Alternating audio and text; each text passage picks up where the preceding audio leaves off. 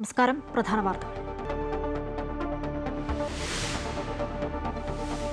നടിയെ ആക്രമിച്ച കേസിൽ കോടതി വിധിക്കെതിരെ അതിജീവിതയുടെ ആദ്യ പ്രതികരണം. കോടതിയിൽ വിശ്വാസമില്ലെന്നും വിധിയിൽ അത്ഭുതമില്ലെന്നും അതിജീവിത.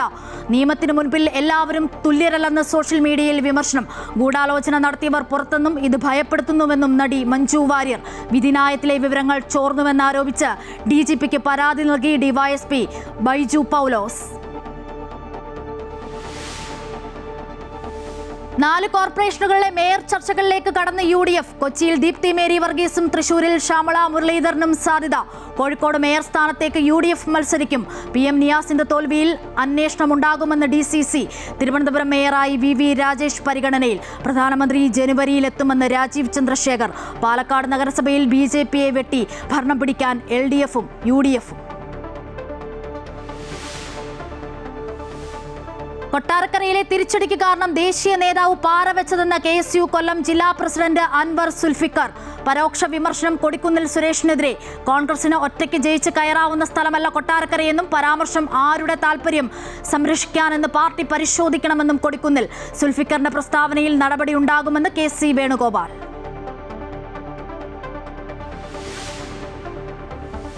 വൈസ് ചാൻസലർ നിയമനവുമായി ബന്ധപ്പെട്ട് സുപ്രീം കോടതിയുടെ ഇടപെടലിനെ പരസ്യമായി വിമർശിച്ച് ഗവർണർ. VCയെ നിയമിക്കാനുള്ള അധികാരം ചാൻസലർക്കാണെന്ന് രാജേന്ദ്ര വിശ്വനാഥ് ആർലേക്കർ. കോടതി നേരിട്ട് VCയെ തീരുമാനിക്കുന്നത് ശരിയായ നടപടിയല്ലെന്നും വിമർശനം.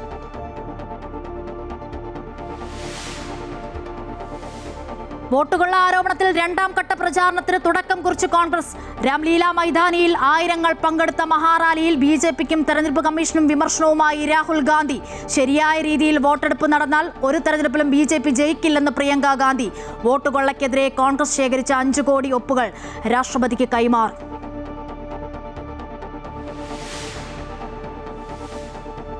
ഇന്ത്യ ദക്ഷിണാഫ്രിക്ക 3ാം T20 ഇന്ന് ധരംശാലയിൽ. മത്സരം 7 മണി മുതൽ. പരമ്പരയിൽ ഒപ്പത്തിനൊപ്പം നിൽക്കുന്ന ഇരു ടീമുകൾക്കും നിർണായകം.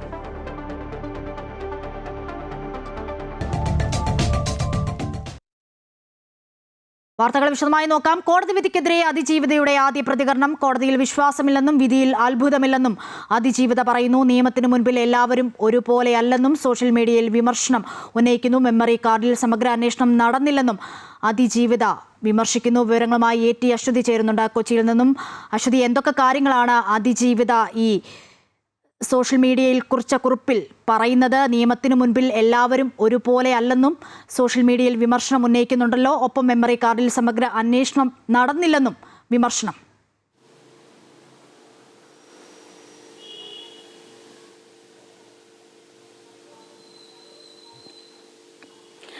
അശ്വതി, ഈ വിധി വന്നതിന് ശേഷം ആദ്യമായിട്ടാണ് അതിജീവിത ഒരു പ്രതികരണം നടത്തുന്നത്. അത് സാമൂഹ്യ മാധ്യമങ്ങളിലൂടെയാണ്, ഇൻസ്റ്റഗ്രാമിലൂടെയാണ് ഈ ഒരു പ്രതികരണം നടത്തിയിരിക്കുന്നത്. അതിൽ ഒരുപാട് ആശങ്കകൾ അവർ പങ്കുവച്ചിരിക്കുകയാണ്.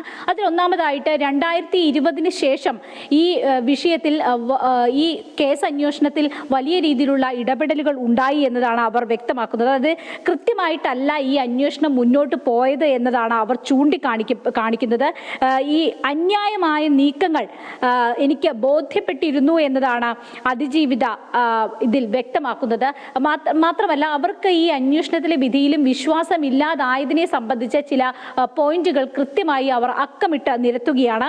അതിൽ പറഞ്ഞിരിക്കുന്ന കോടതി വിചാരണയ്ക്കിടെ തന്റെ വിശ്വാസം നഷ്ടപ്പെടാനുണ്ടായ കാരണങ്ങൾ ഇതൊക്കെയാണ്. ഒന്ന്, ഈ കേസിൽ എൻ്റെ അടിസ്ഥാന അവകാശങ്ങൾ സംരക്ഷിക്കപ്പെട്ടിട്ടില്ല എന്നാണ് അവർ ചൂണ്ടിക്കാണിക്കുന്നത്.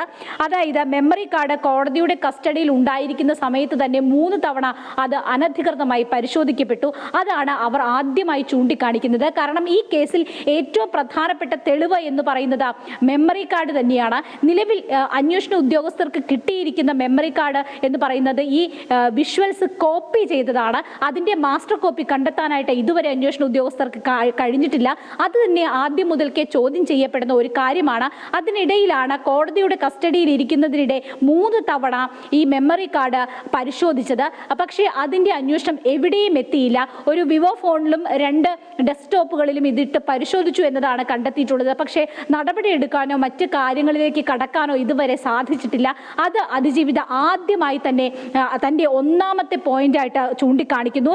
ഈ കേസിൽ ആദ്യം എത്തിയ 2 പബ്ലിക് പ്രോസിക്യൂട്ടർമാർ കോടതിയിലെ അന്തരീക്ഷം പ്രോസിക്യൂഷനോട് ശത്രുതാപരമായി പെരുമാറുന്നു എന്നാണ് അവർ പറയുന്നത്. അത്തരത്തിലുള്ള ഒരു പ്രതികരണം ഈ ആദ്യ 2 പ്രോസിക്യൂട്ടർമാരുടെ ഭാഗത്തു നിന്നും ഉണ്ടായി. അത് മാത്രമല്ല, വ്യക്തിപരമായി തന്നോട് അവർ പറഞ്ഞത് ഇതിൽ നീതി കിട്ടില്ല എന്നാണ്. അതായത് കോടതിയിൽ നിന്ന് നീതി പ്രതീക്ഷിക്കേണ്ടതില്ല എന്നാണ് അവർ പ്രതികരിച്ചത് എന്നും അതിജീവിത രണ്ടാമത്തെ പോയിന്റായിട്ട് ചൂണ്ടിക്കാണിക്കുന്നുണ്ട്. മെമ്മറി കാർഡ് അനധികൃതമായി കൈകാര്യം ചെയ്തതുമായി ബന്ധപ്പെട്ട സമഗ്ര അന്വേഷണം വേണമെന്ന് പലതവണ ആവശ്യപ്പെട്ടു. പക്ഷേ അത് ഉണ്ടായില്ല എന്നതാണ്, അല്ലെങ്കിൽ അതിൽ താമസം ഉണ്ടായി എന്നതാണ് അതിജീവിത പറയുന്നത്. മറ്റൊന്ന്, ന്യായമായ വിചാരണയ്ക്കായി ജഡ്ജിയെ മാറ്റണമെന്ന ഹർജിയുമായിട്ട് ഫൈറ്റ് ചെയ്തു. ആ സമയത്ത് പ്രതിഭാഗം ഇതേ ജഡ്ജിയെ തന്നെ ഈ കേസ് തുടർന്നും ഏൽപ്പിക്കണമെന്ന ആവശ്യവുമായിട്ട് ഇതിൽ കക്ഷി ചേർന്നു എന്നതാണ് അതിജീവിത ചൂണ്ടിക്കാണിക്കുന്നത്. അതായത് ഈ വിചാരണയിൽ തനിക്ക് വിശ്വാസമില്ലാത്തത് കൊണ്ട് ജഡ്ജിയെ മാറ്റണം, ചില സംശയങ്ങളുണ്ട്, അതുകൊണ്ട് ജഡ്ജിയെ മാറ്റണമെന്ന് ആവശ്യപ്പെട്ട് കോടതിയെ സമീപിക്കുമ്പോൾ ഇതേ ജഡ്ജി തന്നെ മതി എന്ന പ്രതിഭാഗം വാദിക്കുകയും അതിനുവേണ്ടി കക്ഷി ചേരുകയും ചെയ്തത് എന്തിനാണ് എന്നാണ് അതിജീവിത ചോദിക്കുന്നത്. അതാണ് അവരുടെ മറ്റൊരു സംശയം. ന്യായമായും സംശയമുണ്ടാകുന്ന ഒരു കാര്യം തന്നെയാണ് അത്.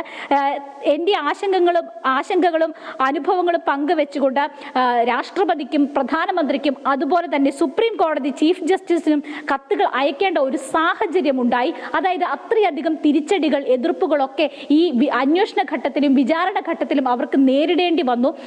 വളരെ ക്രൂരമായി ആക്രമിക്കപ്പെട്ടിട്ടും ഇരയായിട്ട് കൂടി ഈ സമൂഹവും അല്ലെങ്കിൽ മറ്റ് ആളുകളും ഈ അന്വേഷണ ഉദ്യോഗസ്ഥരും ഒന്നും തനിക്കൊപ്പം നിന്നില്ല എന്നൊരു ആശങ്ക കൂടിയാണ് അതിജീവിത പങ്കുവെക്കുന്നത്. മാത്രമല്ല, ഇതിൽ ഓപ്പൺ കോടതിയിൽ പൊതുജനങ്ങൾക്കും മാധ്യമങ്ങൾക്കും മുൻപിൽ ഈ വിചാരണ നടപടികൾ പൂർത്തീകരിക്കണമെന്ന് ആവശ്യപ്പെട്ടുകൊണ്ട് കോടതിയെ സമീപിക്കുന്നു. പക്ഷേ അത് കോടതി അനുവദിക്കുന്നില്ല. ഇത് ക്ലോസ്ഡ് കോർട്ടിലാണ് ഇതിൻ്റെ വിചാരണ നടപടികൾ എല്ലാം തന്നെ ഉണ്ടായത്. അതുകൊണ്ട് പുറത്തുനിന്ന് ഒരു നിരീക്ഷണം അല്ലെങ്കിൽ ഒരു പൊതുസമൂഹത്തിൻ്റെ നിരീക്ഷണം ഈ കാര്യത്തിൽ ഉണ്ടായില്ല. അതും വലിയ തോതിൽ അത് നിഷേധിക്കപ്പെടുകയാണ് ചെയ്തത്. അതും ആശങ്കയ്ക്ക് ഇടയാക്കിയിട്ടുണ്ട് എന്നാണ് അതിജീവിത ചൂണ്ടിക്കാണിക്കുന്നത്. അങ്ങനെ അക്കമിട്ട് നിരത്തിക്കൊണ്ടാണ് ഈ വിഷയത്തിൽ അതിജീവിത തൻ്റെ ആദ്യ പ്രതികരണം നടത്തിയിരിക്കുന്നത്. അതുകൊണ്ട് തന്നെ എല്ലാവർക്കും നിയമത്തിൻ്റെ മുൻപിൽ ഈ രാജ്യത്തെ എല്ലാ പൗരന്മാരും തുല്യരല്ല എന്ന് അവർ വ്യക്തമായി പറഞ്ഞിരിക്കുന്നു. ഈ തിരിച്ചറിവ് നൽകിയതിന് നന്ദി എന്നും അവർ തൻ്റെ സോഷ്യൽ മീഡിയ പോസ്റ്റിൽ വ്യക്തമാക്കുന്നുണ്ട്. അത്രയും നിരാശ ഈ ആരോപണവും ഈ കേസിൻ്റെ വിധിയുമായി ബന്ധപ്പെട്ട വലിയ രീതിയിലുള്ള ഒരു നിരാശ അവർക്കുണ്ട് എന്നാണ് അവർ ചൂണ്ടിക്കാണിക്കുന്നത്. പക്ഷേ തൻ്റെ ഒപ്പം നിന്ന് തന്നെ ചേർത്ത് പിടിച്ച എല്ലാവർക്കും നന്ദി എന്നും അവർ പറയുന്നുണ്ട്. മാത്രമല്ല, ഇതിൽ ആദ്യത്തെ 6 പ്രതികൾ ശിക്ഷിക്കപ്പെട്ടിരിക്കുന്നു. ഈ അതിജീവിതയ്ക്ക് എതിരെ ഉണ്ടായ വളരെ പ്രധാനപ്പെട്ട ഒരു ആരോപണം എന്ന് പറയുന്നത് ഇങ്ങനെയൊരു സംഭവമേ ഉണ്ടായിട്ടില്ല, ഇത് കെട്ടിച്ചമച്ചതാണ്. ഒപ്പം തന്നെ 1-ാം പ്രതിയായിട്ടുള്ള പൾസർ സുനി അതിജീവിതയുടെ പേഴ്സണൽ ഡ്രൈവറാണ് എന്നുള്ള ആരോപണങ്ങളും പരക്കെ സോഷ്യൽ മീഡിയയിലൊക്കെ ഉണ്ടായിരുന്നു. അതിനെയും അവർ ഇപ്പോൾ വിമർശിക്കുകയാണ്. അവർ വ്യക്തമാക്കുന്നത് ഈ 1 മുതൽ 6 വരെയുള്ള പ്രതികൾ ശിക്ഷിക്കപ്പെട്ടത് കൊണ്ട് തന്നെ അങ്ങനെ ഒരു സംഭവം ഉണ്ടായിട്ടുണ്ട് എന്ന കാര്യത്തിൽ എല്ലാവർക്കും ബോധ്യം വന്നിരിക്കുന്നു. മാത്രമല്ല, ഈ സോഷ്യൽ മീഡിയയിലും മറ്റും തനിക്കെതിരെയുള്ള ആരോപണങ്ങൾ പണം വാങ്ങിക്കൊണ്ട് നടത്തുന്നവർ അങ്ങനെ ചെയ്തോളൂ, അവർക്ക് പണം ലഭിക്കട്ടെ തുടങ്ങി അത്തരത്തിലുള്ള ഒരു പ്രതികരണം കൂടി അതിജീവിതയുടെ ഭാഗത്തു നിന്ന് ഉണ്ടായിരിക്കുകയാണ്. എന്തായാലും അവർ അത് പോസ്റ്റ് തുടങ്ങുന്നത് തന്നെ 8 വർഷവും 9 മാസവും 23 ദിവസങ്ങളും ഏറ്റവും വേദനാജനകമായി ഈ യാത്രയുടെ അവസാനം എന്നോണം വെളിച്ചത്തിന്റെ നേരിയൊരു കണിക ഞാൻ കാണുന്നു എന്നതാണ്. ഈ കേസ് ഇവിടം കൊണ്ട് അവസാനിക്കുന്നില്ല. മേൽക്കോടതികളിലേക്ക് കേസ് തീർച്ചയായും പരിഗണിക്കപ്പെടും. കാരണം പ്രോസിക്യൂഷൻ അടക്കം ഇതിൽ അപ്പീലുമായിട്ട് മുന്നോട്ട് പോകാനായിട്ട് തീരുമാനിച്ചിട്ടുണ്ട്. ഈ ഒരു പശ്ചാത്തലത്തിൽ മേൽക്കോടതികളിൽ ഈ വിഷയം ഇതേ തെളിവുകൾ വെച്ച് തന്നെയാണ് പരിഗണിക്കപ്പെടുന്നത് എങ്കിൽ ഈ അന്വേഷണം, ഇതുവരെയുള്ള അന്വേഷണം അപൂർണമാണ് എന്ന് കൂടിയാണ് അതിജീവിത തന്റെ പോസ്റ്റിലൂടെ വ്യക്തമാക്കുന്നത്. അശ്വതി, പിന്നാലെ നടി മഞ്ജു വാര്യരുടെ പ്രതികരണം എത്തുന്നു. സോഷ്യൽ മീഡിയയിലാണ് പ്രതികരണം എന്നതാണ്. കുറ്റം ചെയ്തവർ മാത്രമേ ഇപ്പോൾ ശിക്ഷിക്കപ്പെട്ടിട്ടുള്ളൂ. ഇത് ആസൂത്രണം ചെയ്തവർ അതാരായാലും അവർ പുറത്ത് പകൽ വെളിച്ചത്തിലുണ്ട് എന്നത് ഭയപ്പെടുത്തുന്ന ഒരു യാഥാർത്ഥ്യമെന്നാണ് മഞ്ജു പ്രതികരിച്ചത്.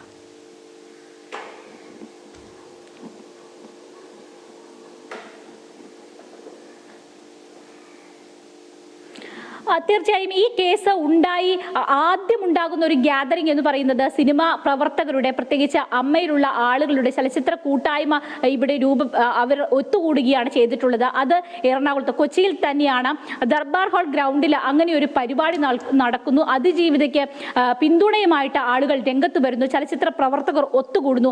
ആ പരിപാടി നടക്കുമ്പോൾ നടി മഞ്ജു വാര്യരാണ് ആദ്യമായിട്ട് ഈ സംഭവത്തിൽ ക്രിമിനൽ ഗൂഢാലോചനയുണ്ട് എന്ന് വ്യക്തമായി പറയുന്നത്.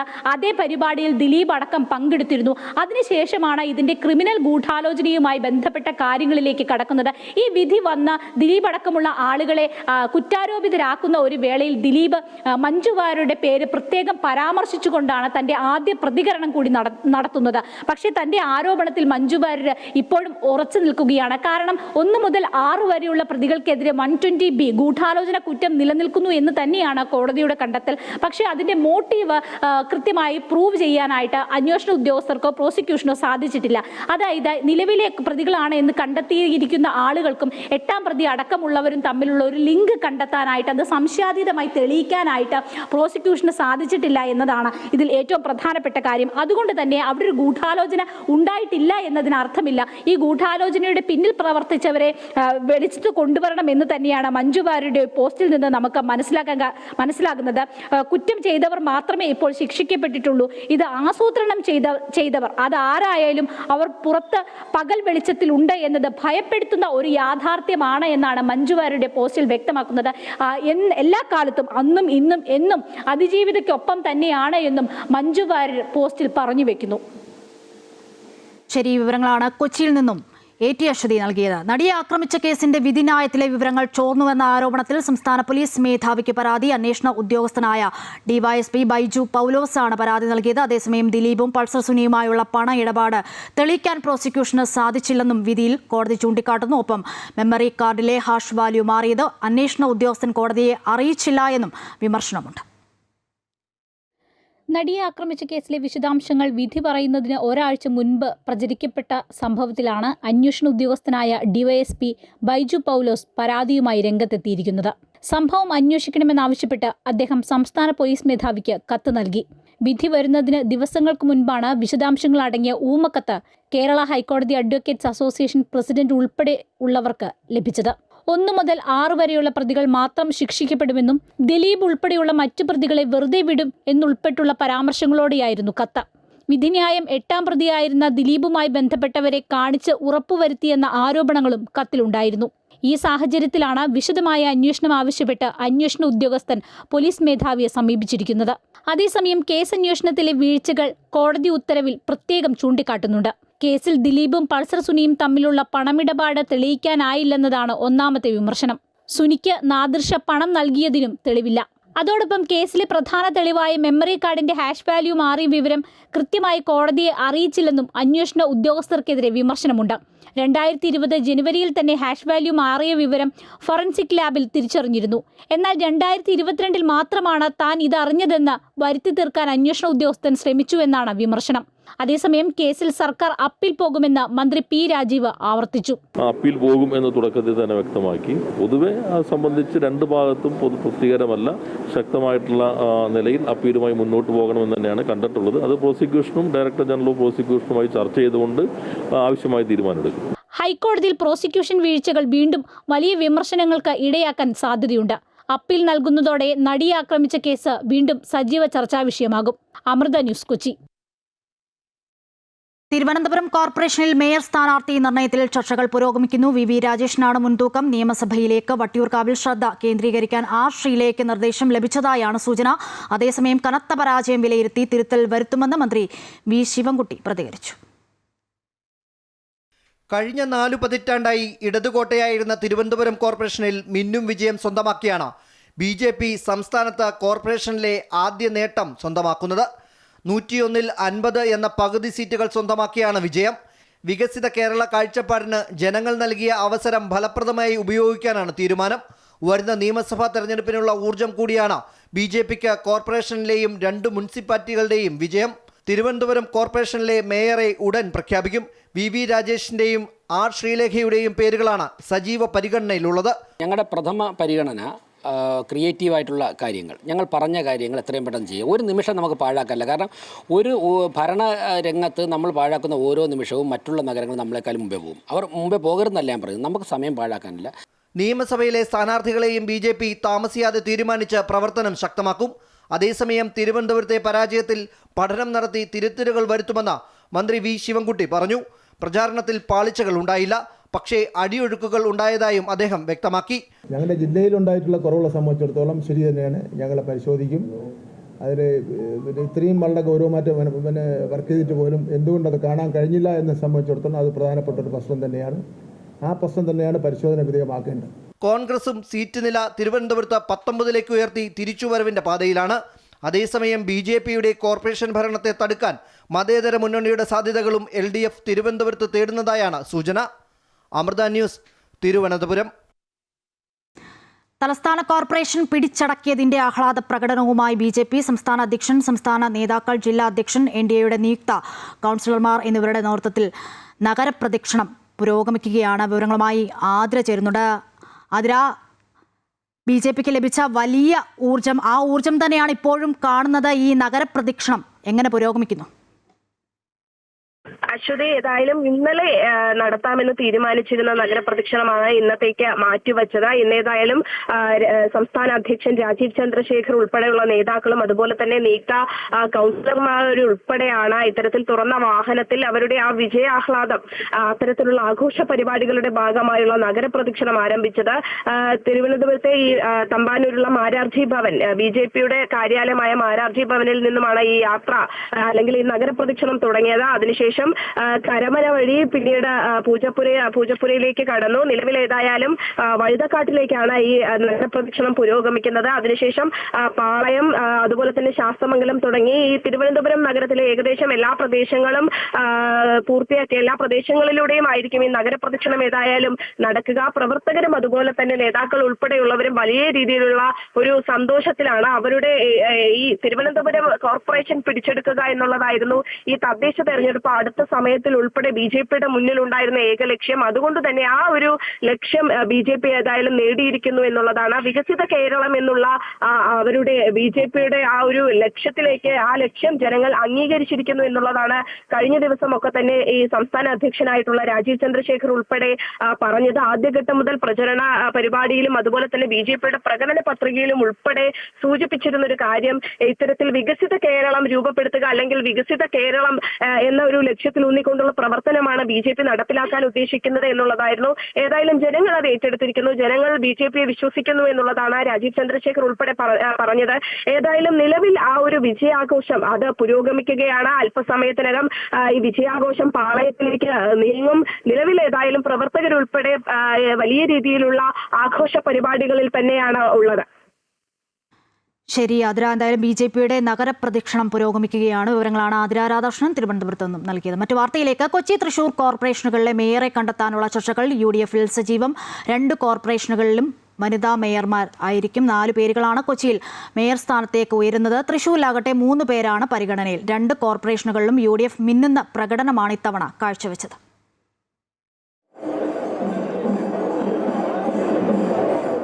വിമതശല്യങ്ങളും സീറ്റ് തർക്കങ്ങളും മറികടന്നാണ് കൊച്ചിയിൽ UDF കോർപ്പറേഷൻ തിരിച്ചുപിടിച്ചത്. ഭരണം നിലനിർത്തുമെന്ന ആത്മവിശ്വാസം LDFനുണ്ടായിരുന്നുവെങ്കിലും 22 സീറ്റുകളിലേക്ക് ഒതുങ്ങേണ്ടി വന്നു. ആകെ 76 ഡിവിഷനുകളുള്ള കൊച്ചിയിൽ 47 സീറ്റുകളാണ് UDFന് ലഭിച്ചത്.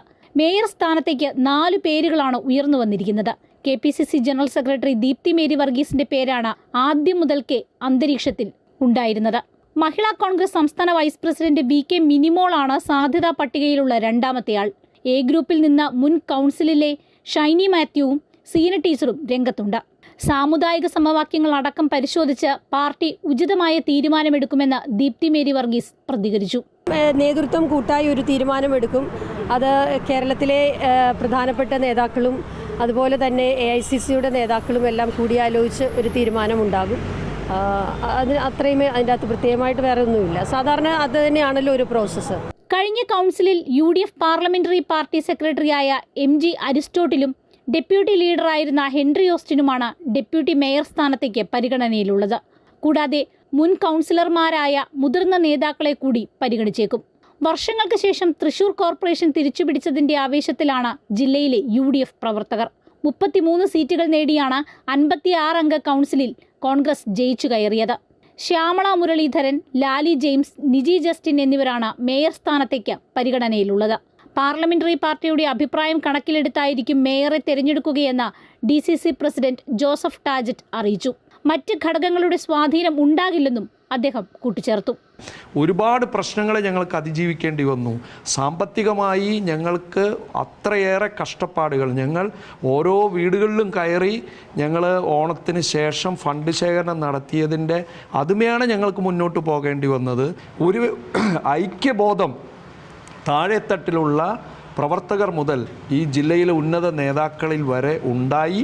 തൃശൂർ ജില്ലയിൽ UDF നേടിയത് മികച്ച വിജയമാണെന്നും ജില്ലാ പഞ്ചായത്തിലും ഗ്രാമപഞ്ചായത്തുകളിലും കൂടുതൽ സീറ്റുകൾ നേടാനായെന്നുമാണ് മുന്നണി വിലയിരുത്തൽ. വിവിധ ബ്യൂറോകൾക്കൊപ്പം Amrita news, Kochi.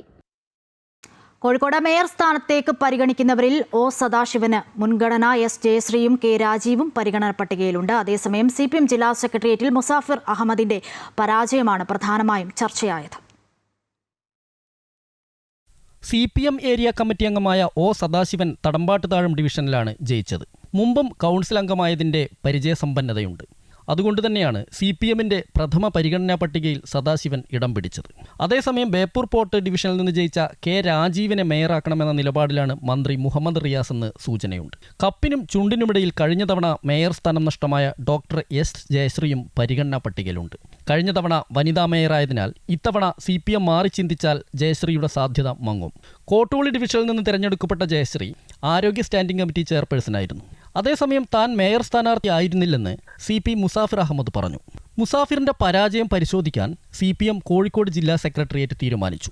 UDF തരംഗത്തിനിടയിലും Kozhikode corporation പിടിക്കാനായത് ആശ്വാസകരമായെന്നാണ് CPM ജില്ലാ സെക്രട്ടേറിയറ്റിന്റെ വിലയിരുത്തൽ. മന്ത്രി PA മുഹമ്മദ് റിയാസും സെക്രട്ടേറിയറ്റിൽ പങ്കെടുത്തു. Amrita news, Kozhikode.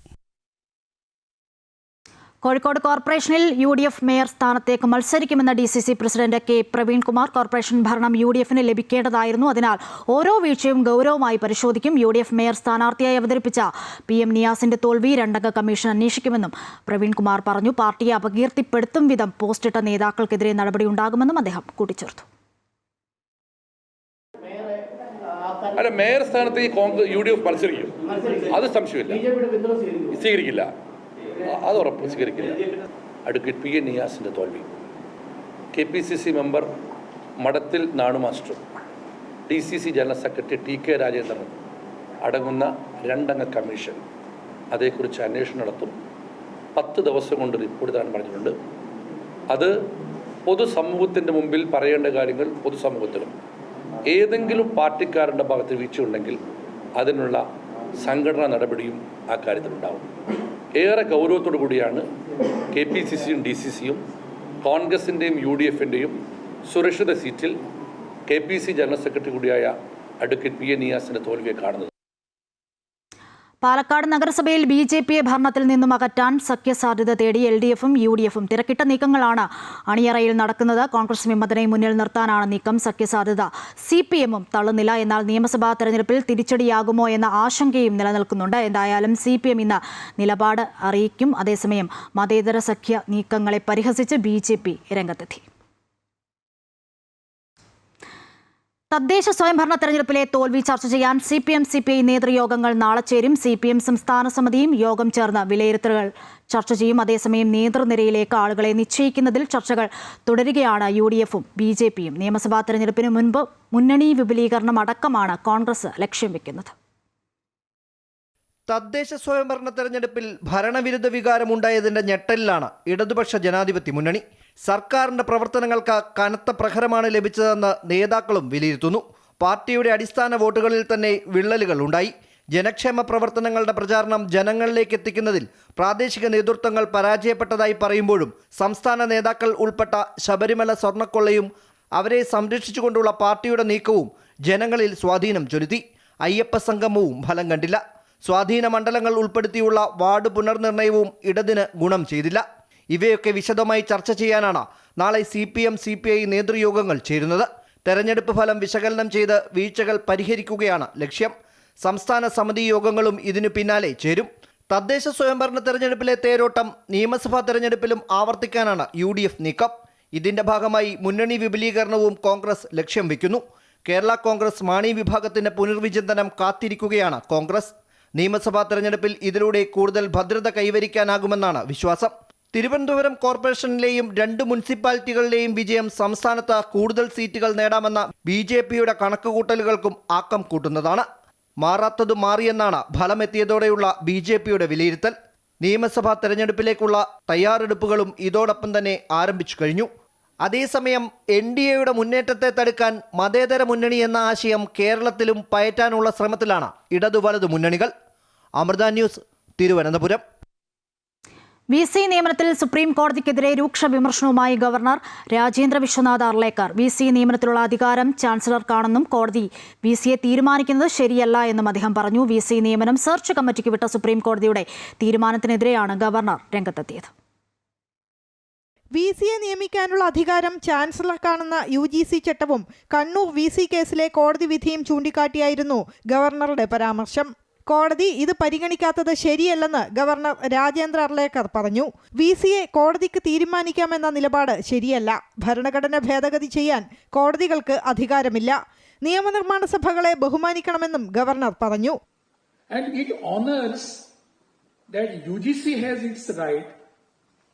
It honors that the chancellor has his own right to select the vice chancellors. But after some time, the very same provisions are being ignored by the judges, by the Supreme Court. Very same provisions. And the court appoints a search committee for what? Search committee is to be appointed by the chancellor. And in Kannur judgment, they accepted this. VC നിയമന തർക്കത്തിൽ കർശന ഇടപെടലാണ് കഴിഞ്ഞ ദിവസം supreme കോടതി നടത്തിയത്. സാങ്കേതിക digital സർവകലാശാല VCമാരെ സുപ്രീം കോടതി തീരുമാനിക്കുമെന്നും ജസ്റ്റിസ് ധൂലിയ സമിതി ഓരോ പേരുകൾ മുദ്രവച്ച കവറിൽ നൽകണമെന്നും സുപ്രീം കോടതി നിർദ്ദേശിച്ചിരുന്നു. സർക്കാരും ഗവർണറും സമവായത്തിൽ എത്താതിരുന്ന സാഹചര്യത്തിലാണ് കോടതിയുടെ ഇടപെടലുണ്ടായത്. അമൃത ന്യൂസ്, തിരുവനന്തപുരം.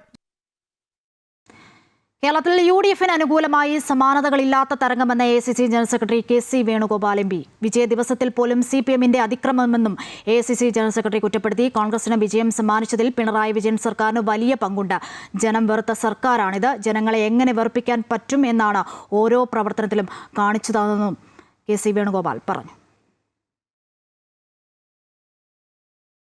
അധികാരമോ സ്വാധീനമോ ഇല്ലാതെ ഭരണത്തിൻ്റെ എല്ലാ പീഡനങ്ങളും പ്രയാസങ്ങളും അനുഭവിച്ചുകൊണ്ട് നിൽക്കുന്നവരാണ് ഐക്യജനാധിപത്യ മുന്നണി പ്രവർത്തകന്മാർ. കോൺഗ്രസിൻ്റെ പ്രവർത്തകന്മാരെ എടുത്തു നോക്കിയാൽ കഴിഞ്ഞ 10 കൊല്ലം കൊണ്ട് 100 കണക്കിന് കേസുകൾ, കള്ളക്കേസുകൾ, അതുപോലെ അക്രമങ്ങൾ, അതിനെയൊക്കെ അതിജീവിച്ചിട്ടാണ് കോൺഗ്രസ് പ്രവർത്തകന്മാരുടെ സമാനതകളില്ലാത്തൊരു പോരാട്ട വീര്യം ഈ തെരഞ്ഞെടുപ്പിൽ കണ്ടത് UDFന്റെ പ്രവർത്തകന്മാരുടെയും.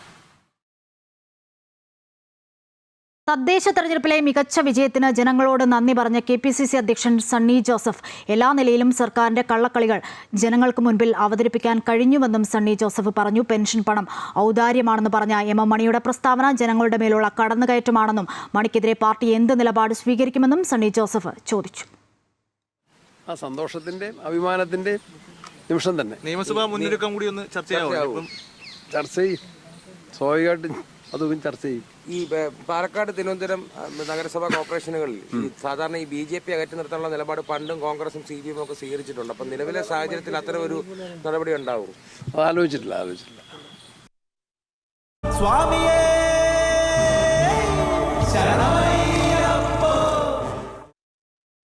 ശബരിമലയിൽ ദീപാരാധനയുടെ സമയമാണ്.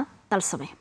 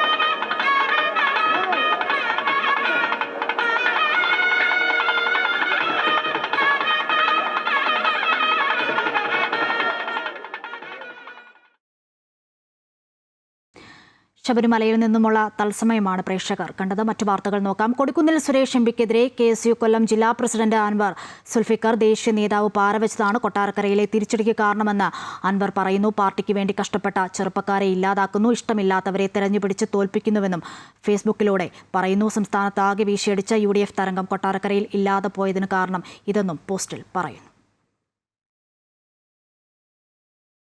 കൊട്ടാരക്കരയിലെ തിരിച്ചടിക്ക് കാരണം ദേശീയ നേതാവിന്റെ പാറയെന്ന KSU കൊല്ലം ജില്ലാ പ്രസിഡന്റ് അൻവർ സുൽഫിക്കറിന്റെ പരാമർശത്തിനെതിരെ കൊടിക്കുന്നിൽ സുരേഷ് MP കോൺഗ്രസിന് ഒറ്റയ്ക്ക് ജയിച്ച് കയറാവുന്ന സ്ഥലമല്ല കൊട്ടാരക്കര. പരാമർശം ആരുടെ താൽപര്യം സംരക്ഷിക്കാനാണെന്നും ആരുടെ പ്രേരണയിലാണെന്നും പാർട്ടി പരിശോധിക്കണമെന്നും കൊടിക്കുന്നിൽ പറഞ്ഞു. കൊട്ടാരക്കരയിലെ കാര്യം മാത്രം ചൂണ്ടിക്കാണിച്ചുകൊണ്ട് UDFനും കോൺഗ്രസ് പാർട്ടിക്കും ഉണ്ടായ വിജയത്തിൻ്റെ ശോഭ കെടുത്താൻ ആരുടെ സമ്മർദ്ദത്തിൻ്റെ ഫലമായി ആര് വന്നിരിക്കുന്നു. ആ ചാനലുകളിൽ ഫേസ് പോസ്റ്റും ചാനലുകളിൽ വാർത്തയും കൊടുത്തിരിക്കുന്നു. അത്തരം ആളുകൾ തീർച്ചയായും അവർ ചെയ്തത് ശരിയാണോ?